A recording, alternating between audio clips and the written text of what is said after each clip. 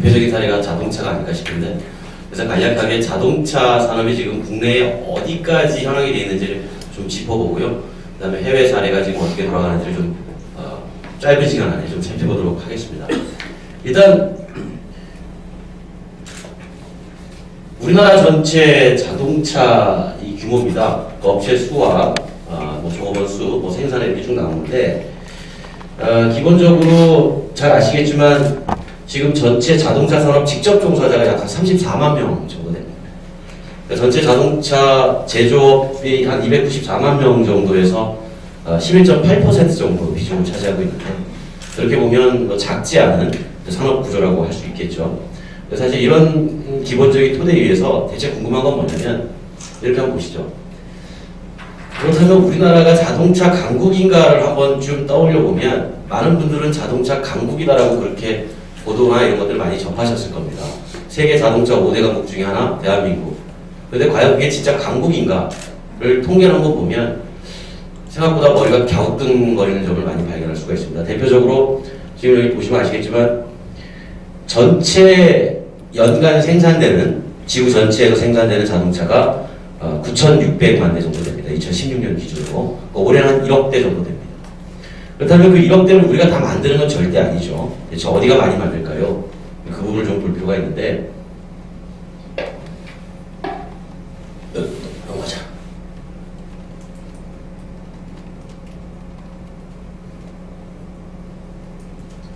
(1억 대가) 일단 있다고 저기 다음 슬라이드인데요.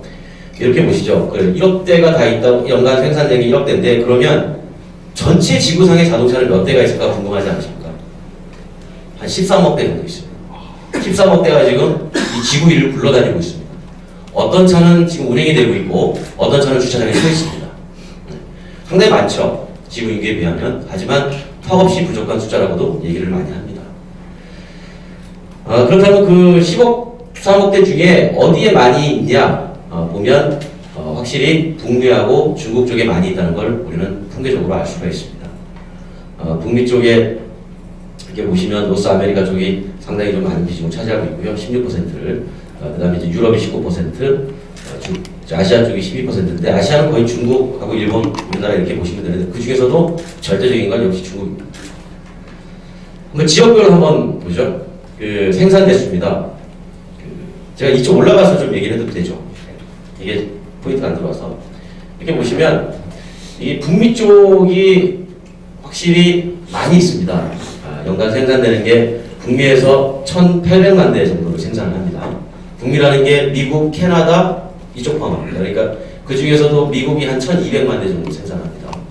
그 다음에 이제 유럽 쪽에서 약간 2,000만 대 정도 생산합니다. 유럽은 역시 독일, 영국, 프랑스, 이탈리아가 많이 생산하는 나라죠. 그 다음에 아시아, 오세아니아 쪽에서는 전체 이 생산의 절반이 넘는 차가 아시아에서 생산이 되고 있습니다. 그 아시아에서 생산이 되고 있는데, 뒤에 보면 나오겠지만, 역시 중국이 엄청난 비중을 차지하고 있고요. 그 다음에 이제 남미, 중동, 아프리카 이런 수준입니다.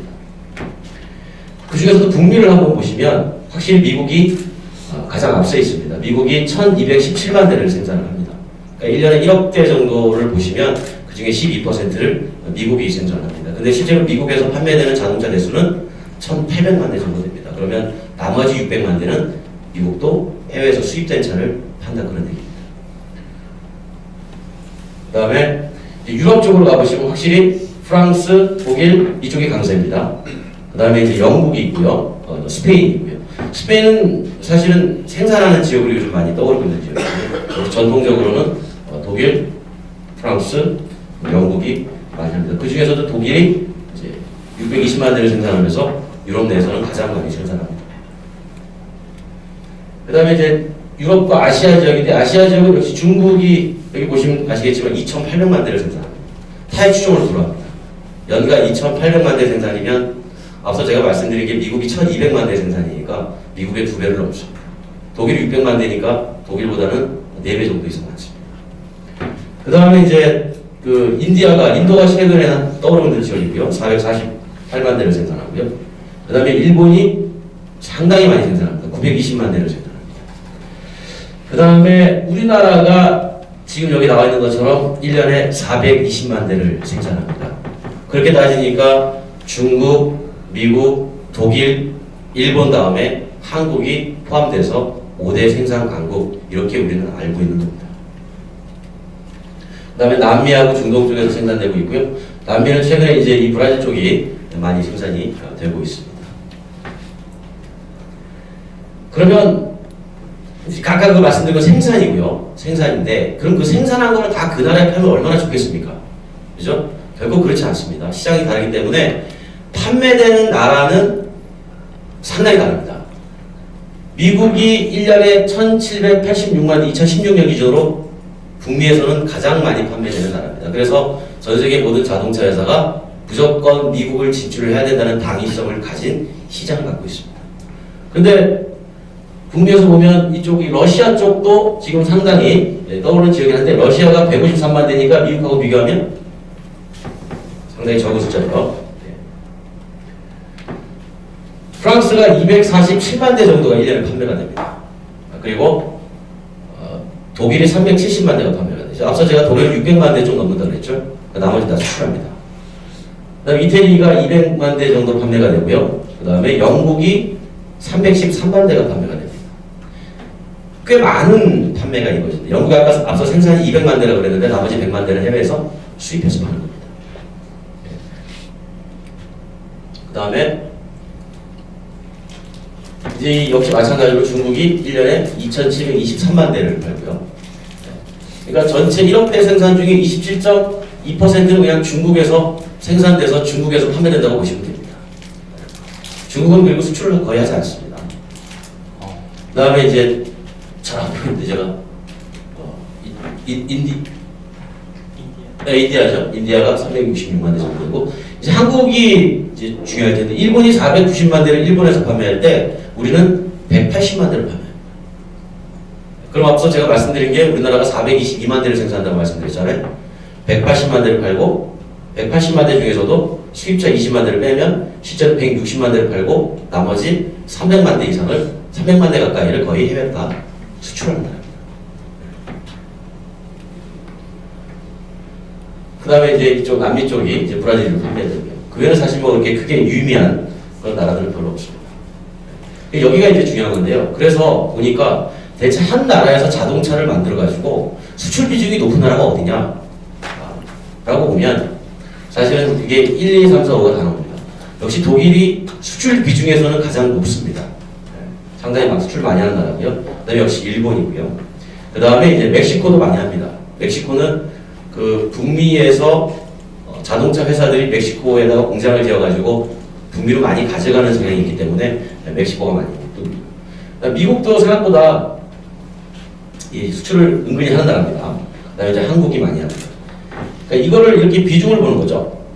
대체 그렇다면 수출 비중이 몇 %이냐 보면 독일이 74.9%입니다. 그러니까 전체 만드는 생산 대수의 74.9%를 해외로 내보내고요. 우리나라가 62%를 내보냅니다. 그러니까 우리나라 전체 자동차 생산에서 차지하는 수출 비중이 상당히 높으니까 자꾸 자동차가 수출 주력 산업 중에 하나다. 이런 얘기들이 끊임없이 나오는 배경이 되는 겁니다. 이제 이렇게 이제 앞서 보신 것처럼 일단 그 통계를 보시면, 지구상에 자동차가 몇 대가 있고, 우리가 몇 대를 만들고, 지금 왜 자동차 가지고 FTA나 이런 것들 때문에 싸우고, 그런지도 충분히 이해가 되실 겁니다. 그러니까 참고로 그냥 말씀을 드리면, 미국이란 나라가 자꾸 자동차 가지고 우리한테 FTA 시비를 거는 이유는 이겁니다. 자동차는 제가 명확히 말씀을 드리면 제가 자동차 기자를 23년째 하고 있는데요. 자동차는 기술 경쟁이기도 하지만 일자리가 가장 많이 걸린 노동 집약적 산업입니다. 우리 아시겠지만 자동차 공장은 수많은 사람들이 근무를 하잖아요. 그러니까 미국의 주장은 뭐냐면 미국에 판매하는 차는 미국에서 만들어요. 그런데 왜냐하면 미국 사람들이 일을 하고 미국 사람들이 돈을 벌고 미국 사람들이 세금을 내니까 미국에서 만들어는 겁니다. 근데 만약에 그걸 우리가 수용을 하게 되면 앞서 우리가 수출 비중이 62%라고 그랬잖아요. 미국에 1년에 100만 대 정도 만들어서 갖다 파는데 그 100만 대를 미국에 공장을 지으면 우리나라의 자동차 공장 3개가 사라집니다. 통째로. 그러니까 이 자동차는 사실은 국적을 불문하고 지금 공장이 어디 있느냐가 상당히 중요한 이슈 중에 하나의 산업입니다. 그렇기 때문에 자동차 공장을 서로 유치하기 위해서 전 세계가 경쟁을 합니다. 그런 부분을 가지고 얘기를 하다가 최근에 이제 앞서서 우리 최 교수님 말씀하셨지만 이미 뭐 여러 가지 자동차 쪽에 뭐 4차 산업, 뭐 ICT, 뭐 자율주행 이런 것들을 많이 들으셨겠지만 이제 근본적으로 자동차라는 개념 자체가 바뀌고 있는 거죠. 예를 들어서 선생님들께서 지금 여기서 나가셔가지고 각자 댁에 돌아가실 때 만약에 자동차를 갖고 오셨다면 그냥 자동차 운전해서 가시면 됩니다. 근데 자동차를 갖고 오지 않으셨다면 어떻게 갈 것인가를 고민하실 거예요. 늘 전철을 탈까? 버스를 탈까? 아니면 택시를 타다 중간에 갈아탈까? 지금 머릿속으로만 생각을 하시죠. 그죠? 그런데 앞으로의 자동차 이동수단은 어떻게 변하냐면 그렇게 머릿속으로 여러분들이 직접 고민하지 않으셔도 된다는 겁니다. 그냥 핸드폰에, 스마트폰에, 어플리케이션에 우리 집에서 지금 여기에서 나의 최종 목적지를 찍으면 이 똑똑한 스마트폰이 데이터를 받고 연결을 하고 다 해서 가장 적합하게, 가장 저렴하게, 가장 빠르게 가는 이동수단을 선택해 줍니다. 네. 그래서 우리 집까지 제가 아무것도 하지 않아도 돼요. 그냥 가자 하고 비용 결제를 뭐 32,000원 그냥 해버리면 바로 나가면 이미 나를 위해서 택시나 또는 공유하는 쉽게 말하면 자동차 나눠 타기 그쪽에 차가 기다리고 있고 그 차 타서 앉아 있으면 그 차가 알아서 어디 전철역에 내려주고 내려가자마자 시간 차이 없이 전철이 들어옵니다. 전철을 타고 내리면 다시 올라가면 바로 우리 집까지 전기자전거가 대기하고 있어요. 또는 또 다른 차가 대기하고 있습니다. 그러니까 이제 어떻게 갈지를 고민하지 않아도 되는 시대로 점점 변화가 되고 있는 거죠. 그 대표적으로 중심으로 크게 네 가지가 있는 겁니다. 하나는 커넥티드라고 하는 연결성이 있는 거고요. 또 한 가지는 오토노모스라고 하는 인공지능 기반의 자율주행 자동차가 있는 거고요. 세 번째는 쉐어링이라고 하는 나눠 타기가 있는 겁니다. 그 다음에는 마지막에 일렉트리피케이션이라고 하는 전기화가 있습니다. 전기 기반의 이동수단이죠. 이거는 뭐 다른 말로는 에너지라고도 얘기를 하는데 이걸 우리가 보통 케이스라고 얘기합니다. 자동차에서 이 케이스가 얼마나 중요한 미래의 개념이냐면 이 기반으로 모든 게 다 바뀌어버립니다. 그러니까 대표적으로 이제 하나씩 보시죠. 커넥티드는 이렇게 생각하시면 됩니다. 지금 제가 여기서 선생님들께서 나가셔가지고 댁에 가실 때 이제 스마트폰으로 연결하면 이 스마트폰 연결한 서비스 사업자들이 몇 명 있을 겁니다. A라는 회사가 있을 거고 B라는 회사가 있을 거고 C라는 회사가 있을 거예요. 근데 A, B, C가 차별화가 안 되잖아요. 똑같은 이동수단 써가지고 얘도 32,000원, 얘도 32,000원, 얘도 32,000원 그러면 우린 경쟁력을 알 수가 없습니다. 여기서의 경쟁력은 똑같은 32,000원인데 누가 가장 최단시간에 빨리 가느냐, 안전하게. 그게 경쟁력이겠죠.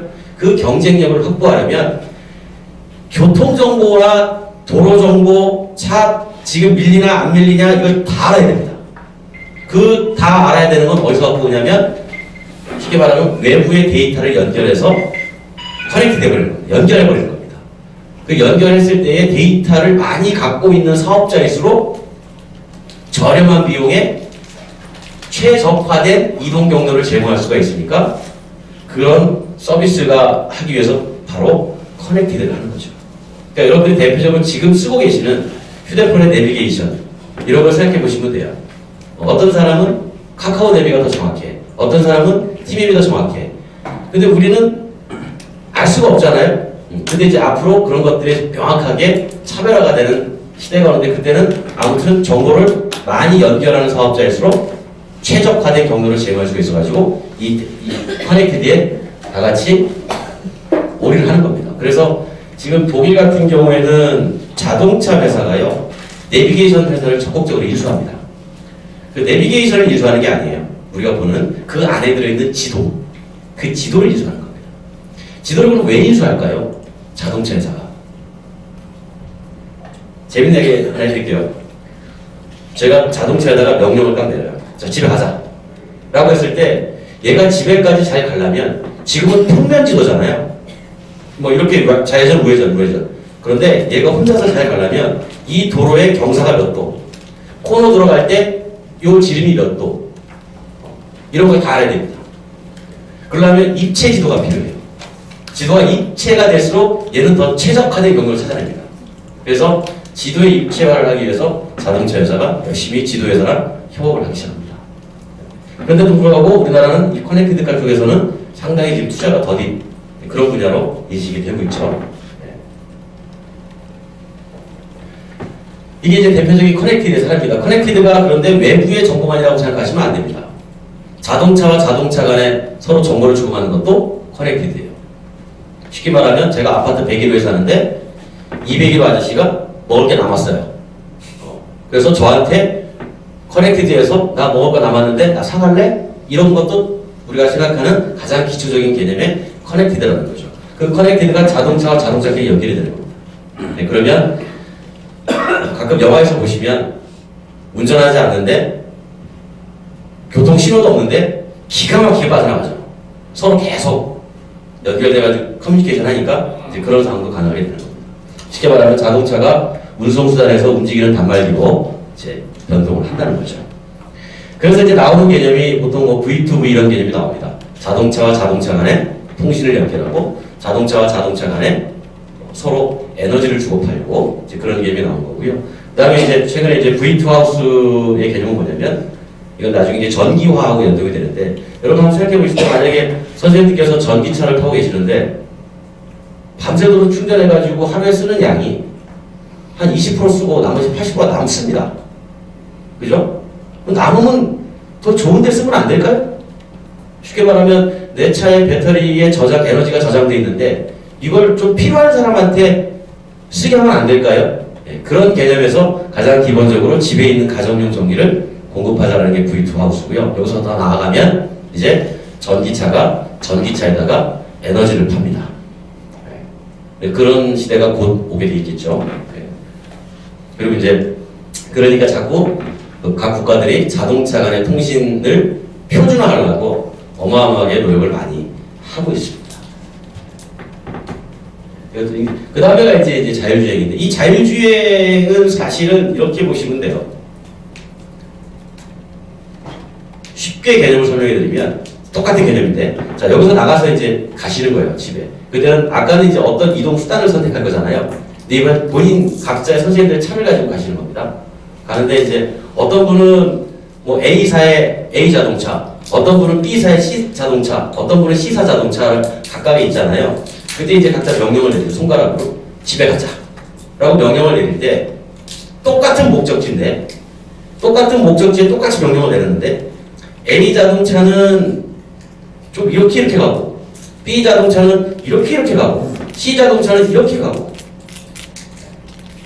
이 차이는 뭐냐면 똑같은 데이터가 들어갔어도요. 똑같은 데이터가 들어갔어도 얘가 지금 집에까지 가려고 판단하고 경로를 계산해라고 명령을 내렸을 때 각자 생각하는 로직이 다른 겁니다. 그러니까 A라는 자동차는 자기가 생각할 때는 이렇게 가는 게 제일 좋아요.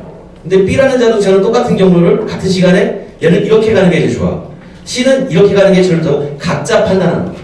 그 각자 판단하는 게 바로 지능이라는 거고요. 자동차에 있어서 그 지능이 똑똑하게 발전할수록 이렇게 가는 게 좋은지 이렇게 가는 게 좋은지 이렇게 가는 게 좋은지 나중에 결론이 차이가 난다는 거죠. 그래서 그런 로직을 짜주는 거를 지금 자동차에서는 자율주행이라고 얘기해서 열심히 어떤 경로로 갈 것인가 또 어떻게 운행될 것인가 이걸 가지고 열심히 연구개발을 하고 있습니다. 그래서 보통 우리가 이제 상용화 시점이 한 2020년 정도 보고 있습니다. 근데 이게 실제로 상용화 될지는 가봐야 됩니다. 어떤 문제가 발생하냐면 흔히 말하는 트롤리의 딜레마라고 해서 분명히 집에 가자라고 명령을 내렸는데 얘가 부득이하게 도저히 예측할 수 없는 갑자기 고양이 한 마리가 가드에서 튀어나와요. 얘는 통신칩이 없으니까 예측이 안 됩니다. 레이더도 못 잡았어요. 근데 갑자기 튀어나와요. 얘를 피해야 될 때 왼쪽을 피하면 장애물이 있고 오른쪽을 피하면 사람이 있다고 그랬을 때 과연 누구를 치어야 되는가? 장애물을 치면 운전자가 다치겠죠. 운전자가 다치면 그 차 사겠습니까? 절대 안 사죠. 근데 사람을 치면 또 어마어마한 사회적 문제가 발생하겠죠. 그래서 기술적으로는 다 되나 사회적 합의, 즉 법적 합의 문제 때문에 생각보다 빨리 못 간다라는 그런 얘기들을 많이 합니다. 그러니까 엔지니어나 과학사들은 과학적으로 충분히 완성도를 높일 수 있으나 우리 사회 법과 제도가 이 기술을 쫓아가지 못해서 나중에 큰 이슈들이 발생할 것이다라고 얘기를 합니다. 이게 이제 그 얘기인데 누가 운전할 것인가 바로 중요해요. 그래서 독일 같은 나라는 이미 이 법적 논의를 시작을 했습니다. 왜냐하면 독일도 자동차가 워낙 중요한 나라이기 때문에 독일은 일찌감치 그러면 사회적으로 법적으로 합의를 보자. 과연 이렇게 누구를 할 것인지. 근데 만약에 멈춘다 그러면 뒷차가 미처 제동거리를 확보하지 못해서 추돌할 수도 있습니다. 그러니까 여기에서 과연 법적 책임은 누가 질 것인지 자동차 회사가 질 것이냐.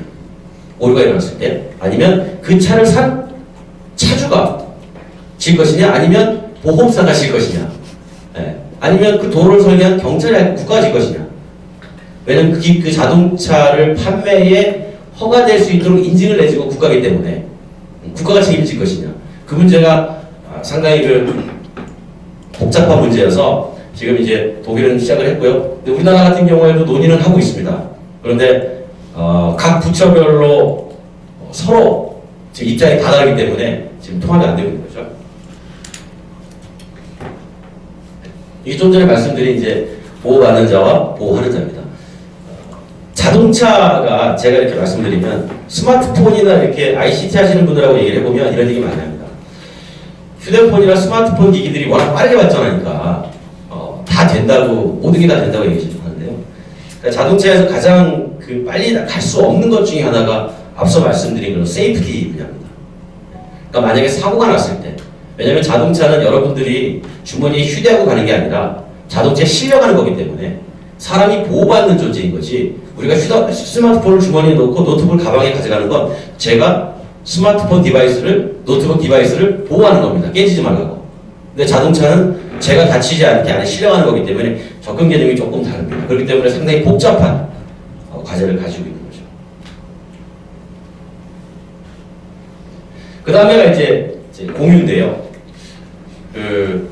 이게 왜 중요하냐면 지금 여기 나가시면 자동차 많지 않습니까? 우리 뭐 가끔 보면 자동차 없는 날, 자동차 타지 말기, 10부제, 5부제, 2부제. 그게 결국은 도심의 교통정체를 줄이자고 하는 건데 그 도심의 교통정체를 줄이기 위한 가장 좋은 방법은 차를 안 타는 겁니다. 그렇죠? 그런데 여러분들이 여기에 뭘 타고 오셨는지 모르겠지만 개인에게 각자의 재산권과 권리가 있는데 당신 차 타지 마세요 라고 하면 그건 권리 침해죠. 그러니까 기왕이면 나눠 타자라고 얘기를 하는 겁니다. 나눠 타자. 그러면 가장 이걸 왜 하냐면 지금 자동차가 평균 하루에 주행거리가 우리나라 같은 경우만 해도 승용차는 35km 정도 됩니다. 그러면 그러니까 1시간 정도 평균 운행을 하고요. 승용차 기준 23시간 그냥 서 있습니다. 그 서 있는 거를 누군가가 이용하게 한다면 그 자동차를 그만큼 도로에 쏟아 나오는 걸 줄일 수 있잖아요. 쉽게 말하면 구매를 떨어뜨릴 수가 있는 거죠. 그런 차원에서 공유를 하자는 건데요. 이 공유가 중요한 이유는 뭐냐면 말씀드린 것처럼 공유가 활발해질수록 일단 환경 문제 해결에 도움이 됩니다. 대표적으로 폭스바겐이 2020년부터 독일의 한 도심에서 공유 사업을 이제 실제로 할 건데요. 그 목적은 어쨌든 도심의 운행 대수 제한, 즉 교통 정체를 해소해서 탄소 배출을 줄이는 그런 차원이고요. 그 다음에 그 글로벌 자동차 회사들이죠. GM, 포드, BMW, 벤츠, 폭스바겐 이런 회사들도 이미 적극적으로 진출합니다. 이거 왜 그러냐면 한번 이제 잘 생각해 보세요. 자동차 회사는 제조업입니다. 앞서 말씀드린 것처럼 30만 명 이상이 공장에 들어가서 자동차를 만들어서 여러분 자동차 다 사셨잖아요. 네. 제조물을 사신 거예요. 그런데 자동차 회사가 가만히 보니까 공유 경제가 활성화되고 그리고 자율주행, 지능이 똑똑해지고 커넥티드가 많이 되면 될수록 사람들이 자동차를 안 삽니다. 네. 자동차를 많이 만들어서 많이 팔아야 되는데 사람들이 안 사요. 여기 계신 어르신들만 해도 거의 다 대중교통을 이용하실걸요? 네, 운전이 불편하신 것도 있을 겁니다. 그리고 대중교통이 워낙 잘 되어 있기 때문에 자동차를 살 이유가 없어요. 자동차의 가장 큰 경쟁자는 대중교통입니다. 대중교통이 발전하면 발전할수록 자동차 구매력은 떨어지게 돼 있어요. 그러니까 우리나라 유럽처럼 자동차가 대중교통이 잘 발전한 나라들은 특히 우리나라가 많이 발전해 있죠. 이런 나라들은 점차 구매율이 생각만큼 올라가지 않습니다. 그런데 제조업이나 기업이라는 것은 뭐냐면 해마다 생산 대수를 늘려야 돈을 많이 벌고 그 돈 가지고 뭐 세금도 많이 내고 근로자들도 더 많이 채용하고 이제 그런 선순환 구조를 가져야 되는데 자동차가 안 팔리니까 슬슬 어떻게 하냐면 이제 제조가 아니라 그 제조물을 가지고 직접 운송 쪽으로 뛰어들기 시작합니다. 쉽게 말하면 자동차 회사가 렌터카 사업하는 거예요. 또 자동차 회사가 버스 사업을 하고요. 지금 대표적으로 예를 들면 지금 저기 서울의 강남 고속버스터미널에 가시면 고속버스 많잖아요. 그 자동차 회사가 하는 게 무슨 차이가 있을까요? 그 회사가 자동차를 사서 운행을 해가지고 수익을 버는 거잖아요. 그걸 자동차 회사가 직접 하면 무슨 차이가 있을까요? 그러니까 제조에서 수익이 점점 떨어지니까 자동차 회사에서 점점 운행 쪽으로 수익을 돌립니다. 그거는 우리나라뿐만이 아니라 미국도 마찬가지고요. 독일도 마찬가지입니다. 그러니까 여기서 나오는 얘기가 뭐냐면 우버를 잘 아실 겁니다. 그죠? 우버는 쉽게 보면 차를 사서 운행하는 사업자입니다. 그죠? 네. 그러니까 우버 같은 회사들은 앞으로 직접 자동차를 제조해서 자기들이 그 물건 가지고 운행 수익을 내는 쪽으로 미래를 가고 있는 거예요. 그러니까 자동차 회사 입장에서 보면 우리는 제조를 갖고 있으니까 우리도 운행 사업할래 해가지고 대중교통 사업에 뛰어드는 거죠. 그런데 여기서 중요한 건 뭐냐면 운행에서 돈을 벌려면 운행을 할 때 들어가는 인풋 비용이 저렴해야 됩니다. 그죠? 그 저렴한 방법이 뭐냐 이거죠. 자동차 회사나 수많은 미래학자들이 그 저렴한 방법이 뭘까를 고민한 게 바로 전기차였습니다. 근데 전기차는 그 지금의 운행 수익에서 나중에 나온 개념이고요. 시작 자체는 어쨌든 탄소 배출을 줄여보자라는 차원에서 시작을 한 거잖아요. 많은 분들이 제가 이렇게 역으로 여쭤봅니다. 전기차가 정말 친환경입니까? 지금 석탄 발전소에서 석탄을 떼고 원자력으로 만들어가지고 전기를 충전해주는 게 정말 친환경일까라고 에너지학자들이 질문을 합니다. 그러면 쉽게 대답할 수 있는 사람이 그렇게 많지 않아요. 근데 땅에서 기름을 캐서 그걸로 휘발유를 만들고 그 휘발유를 만들어서 차에 넣어가지고 얘가 멈출 때까지 총 배출되는 탄소량, 에피션시 효율 이것과 석탄을 캐서 발전하고 송전하고 대전하고 차에다 충전해가지고 얘가 1kW 멈출 때까지 가는 걸 다 비교해 보니까 그래도 전기차가 효율이 약간 20% 좋더라는 겁니다. 그래서 전기차가 에너지 측면에서 보면 그렇게 친환경이라는 각광을 받지 못하지만 어쨌든 자동차에서 보면 배출가스가 없으니까 친환경인데 토탈 에피션시 비교해 보니 이게 낫더라 해가지고 지금 하는 거죠. 또 한 가지는 뭐냐면 화석연료는 잘 아시겠지만 얻을 수 있는 곳이 땅속밖에 없습니다. 화석연료는 어디서 얻죠? 석탄 땅에서 캐죠. 기름 땅에서 캐죠. 그러니까 오로지 땅속밖에 없습니다. 그런데 전기라는 것은 우리가 소싱이 다양합니다. 지금은 뭐 태양광 이런 게 비싸지만 기술이 발전해서 단가가 떨어진다면 바람이 불어도 전기가 나오고 해가 떠 있어도 전기가 나오고 그죠? 네. 그런 것들이 소싱할 수 있는 것이 많기 때문에 그렇다면 미래에는 기술이 발전해서 그런 소싱의 코스트를 떨어뜨리니까 전기가 낫다라고 해서 전기를 가는 겁니다.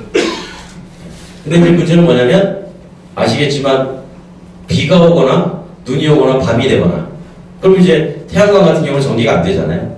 그러니까 낮에 전기를 많이 모아둬서 배터리에 저장해 두자는 게 ESS 사업인 거고 자동차도 이 전기차가 하나의 ESS 즉 에너지 스토리지 세이버 일종의 배터리 개념으로 지금 많이 활성화되는 겁니다. 자동차 안에 있는 전기차 안에 있는 이 배터리 자체가 상당히 큽니다. 네. 여러분들 한 대에 23kW 정도 되면 제가 알기로는 한 가정이 한 달 정도 쓰는 용량이 될 겁니다. 그러니까 상당히 많기 때문에 이게 일종의 그냥 움직이는 배터리, 그러니까 움직이는 전력 발전소, 굳이 비유하자면 이렇게 해도 접근이 가능하고 그렇다라고 한다면 이동수단 시장에 어마어마한 변화가 생기니까 자꾸 이쪽으로 눈을 돌리기 시작합니다. 그래서 이제 제가 이렇게 질문을 드리거든요. 집에 로봇 청소기 있으시죠? 네. 로봇 청소기 위에다가 의자나 다뤄놓고 사람 앉으면 그게 자동차랑 무슨 차이가 있는가? 우리가 생각하는 전기 기반의 자율주행 자동차, 로봇 자동차가 무슨 차이가 있을까요? 그러니까 생각을 좀 확장해 보면 생각보다 자동차의 전기와 기반의 자율주행차라는 건 사실은 단순하게 이동수단이 바뀌는 게 아닙니다. 산업사회의 구조 자체가 달라지는 거예요. 당진 석탄발전소에서 더 이상 케이블을 통해 가지고 도심에다가 전기를 안 갖다 줘도 됩니다. 네. 그쪽에 사는 사람들이 그냥 자동차에 서울 올릴 때 갖다 줘도 돼요. 뭐 굳이 크게 비약하자면, 네. 그러니까 전기가 막 자동차에 실려가지고 이동을 하고 얘가 똑똑해가지고 이동 수단도 되고 에너지도 이동시키고 그리고 운전하는 사람이 사라지고 자동차가 로봇화가 되고 삼성전자 대리점에서 전기차를 팔고 이런 시대가 막 지금 오고 있다는 거죠. 그러니까 전기차의 이 일렉트리피케이션이 왜 중요하냐면 사실은 이 전기화라는 건 말씀드린 것처럼 구조 자체가 달라지는 것서 이게 상당히 쉽게 산업사회 구조가 달라지는 게 빨리 가는 건 아니잖아요. 그런 부분을 많이들 잊고 계신 것 같더라고요. 전기가 마찬가지고. 그러면서 이제 사실은 이 전기차 얘기만 나오면 어쩔 수 없이 수소 얘기가 나옵니다. 수소, 똑같은 수소인데 수소도 전기로 가잖아요. 수소를 산소하고 반응시켜가지고 나오는 전기를 가지고 이동을 합니다. 그러면 배터리에다가 전기를 담아가지고 이동하는 게 더 편한지 아니면 수소를 저장해가지고 수소를 반응시켜서 전기를 만들어내서 끄집어내서 쓰고 가는 게 더 편한지 사실은 배터리 쓰는 게 훨씬 편하죠.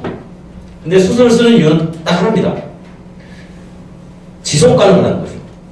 전기를 만드는 게 한계가 있잖아요. 그리고 가장 중요한 건 저장성입니다.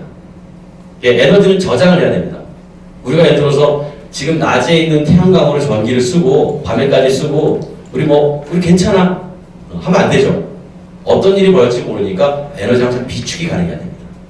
그런 저장성 측면에서 수소는 저장이 가능하기 때문에 좀 쉽기 때문에 수소를 좀 하자. 그리고 수소가 계속 지속되니까요. 쓰고 물이 나오고 다시 태양에서 전기를 받아가지고 물을 분해해서 수소를 빼가지고 저장해 놨다가 또 차에다 쓰고 또 물 나오고 또 이런 식으로 순환이 되니까 수소를 하자고 하는 겁니다.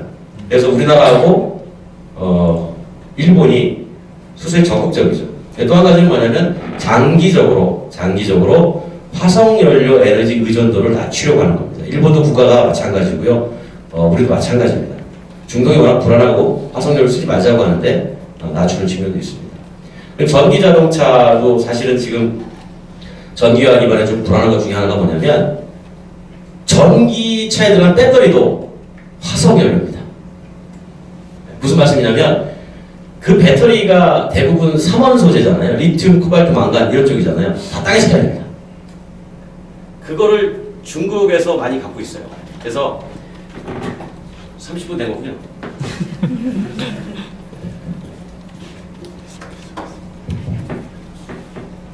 네, 금방 끝내 있습니다.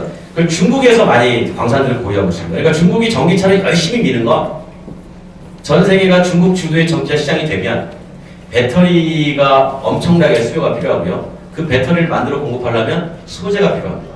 근데 소재 광산을 중국이 다 갖고 있어요. 상당 부분.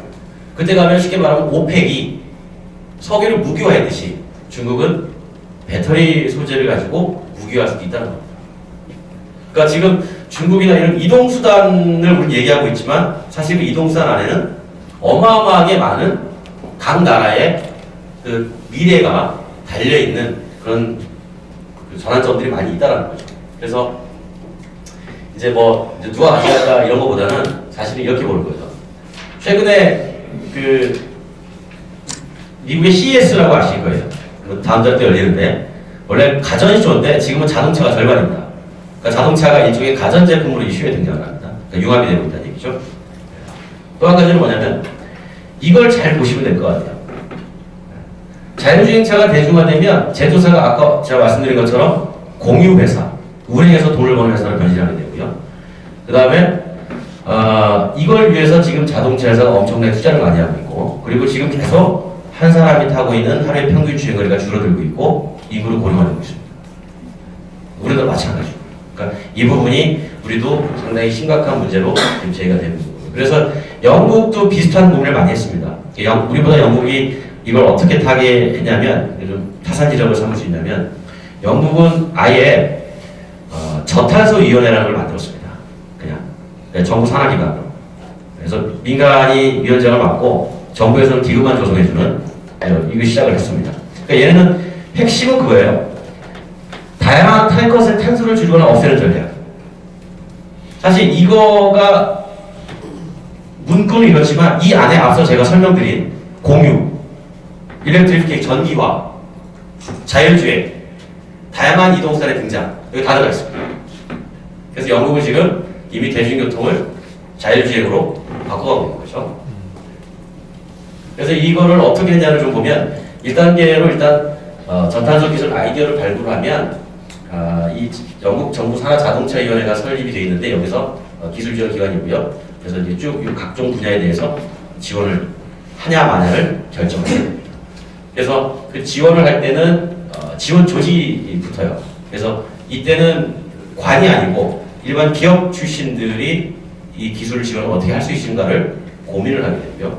그 다음에 이제 3단계가 이걸 가지고 저탄소 교통 시스템을 이제 구축을 하는 이런 회사들이 등장하면서 이제 교통망을 구축하고요. 그다음에 마지막에 이제 다양한 새로운 2당 시장 형성을 주도합니다. 그러니까 영국 자동차위원회가 모든 것을 주도하지만 여기는 어디까지나 기금만 만들어주고요. 나머지는 다 민간이 주도하는 이제 그런 생각이 되어 있습니다. 사실 이 영국 자동차위원회가 설립된 지가 얼마 안 됐습니다. 2009년도에 만들어졌는데 왜 그랬냐면 유럽에서 독일이나 프랑스의 영국이 자동차에 자꾸 밀려가니까 영국도 이럴 수는 없다. 우리도 살아남자 해가지고 그때부터 시작돼서 영국이 이걸 통해서 많은 해외의 기업들을 유치해서 생산 대수를 약 한 60만 대 이상 늘렸습니다. 왜냐하면 이런 쪽에 관심을 가진 자동차 회사들이 영국에 먼저 가서 영국에서 기술 개발을 하고 영국에 먼저 적용을 하는 이제 테스트베드로 국가를 활용하게 된 거죠. 그러니까 이제 사실 제가 말씀드리고 싶은 우리의 미래 전략, 자동차 산업의 미래 전략도 크게 보면 일단은 영국을 좀 벤치마킹해서 정부 주도의 지원 조직이 죄송합니다 못한데 지원 조직이 좀 통합될 필요가 있다고 생각이 되는 게 우리는 부처별로 너무 나눠져 있습니다.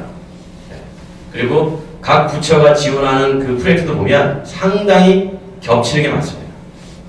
산업부가 지원하는 그 기술과제와 미래부가 지원하는 기술과제가 사실 이름만 다른 겁니다. 그러니까 그런 것들이 벌어지고 있어서 좀 이런 게 좀 필요하고요. 그 다음에 이제 그 에너지 부분 같은 것도 상당히 필요합니다. 이게 무슨 얘기냐면 괜찮습니다. 육성을 할게요. 지금 우리가 뭔가를 자동차 이동 수단 부분에서 특히 에너지 부분에서 변화를 하지 못하는 것 자체가 유류에 세금이 너무 많아서 그렇습니다. 네. 휘발유나 경유 즉 이동 부분에 세금이 너무 많기 때문에 그 부분을 건드리지 못하면 우리는 전기화에 뒤질 수밖에 없는 시대를 갖고 있습니다. 한계를 갖고 있습니다. 예를 들면 올해만 해도 전기차가 14,000대가 보급이 됐는데 내년도에 보급 대수 목표가 원래는 3만 대였습니다. 그런데 3만 대 신청했어요. 세금 때문에 예산 없어 10,000대가 줄었습니다. 근데 전기차를 지금 여기 선생님들이 한 분이 전기차 한 대 사셔가지고 운행을 하시면 내연기관을 1년 동안 사셔가지고 운행할 때 약 한 89만 원, 뭐 처음에 살 때까지 포함하면 약 한 400만 원 세금을 나라에 내야 되는데 전기차를 사실 땐 세금 10원짜리 안 내고 운행할 때 10원짜리 뉴스 안 냅니다.